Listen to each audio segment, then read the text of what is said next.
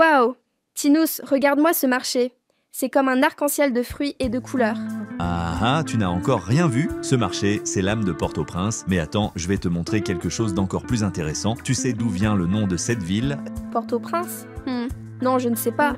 Eh bien, c'est simple. À l'origine, Port-au-Prince était une baie nommée Morne-à-l'eau, mais c'est le français qui a donné le nom actuel. Porte parce qu'il est un port et prince en référence à la famille princière des Caraïbes. L'histoire, c'est comme un livre avec plusieurs chapitres. Waouh, Tinous, ces statues sont impressionnantes. Qui sont ces gens? Ce sont des héros haïtiens. Parmi eux, tu as Jean-Jacques Dessalines qui a proclamé l'indépendance d'Haïti en 1804. Sans lui, ce pays n'existerait peut-être même pas. Donc Port-au-Prince, c'est aussi la capitale de l'indépendance d'Haïti. C'est tellement fort. Exactement. Et à propos de cette place, tu savais qu'il y a eu plus de 5 présidents assassinés ici pendant leur mandat? C'est un peu triste, mais c'est aussi un fait historique important. Il y a tellement de quartiers ici. Combien de communes il y a dans Port-au-Prince au juste? Tu es pleine de questions aujourd'hui. Il y a 12 communes dans l'agglomération de Port-au-Prince et 5 arrondissements.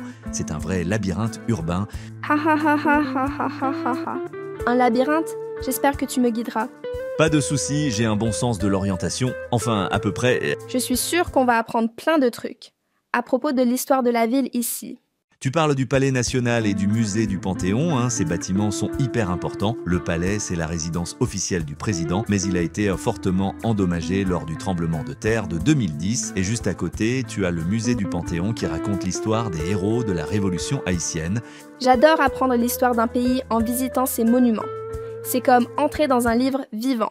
Exactement. Et parlant de monuments, tu savais qu'Haïti a 10 monuments historiques enregistrés au patrimoine national. Il y a 10? C'est impressionnant. Et qu'est-ce qu'il y a à voir à Port-au-Prince à part ces monuments? Ah, tu veux du tourisme? Alors, il y a l'Abadie, la plage privée où les croisiéristes aiment s'arrêter. C'est superbe là-bas. Puis, il y a aussi le marché de fer, le parc de la canne à sucre et la citadelle La Ferrière si tu veux explorer des sites plus historiques. L'Abadie, c'est une plage? Ça a l'air génial pour se détendre. Exactement, mais prépare-toi à nager dans une mer cristalline. Ah, et si tu veux un musée plus tranquille, tu as aussi le musée d'art haïtien où tu peux voir de superbes œuvres d'art. Tout ça, c'est super intéressant, Tinous. Mais est-ce qu'il y a une anecdote rigolote à propos de la ville?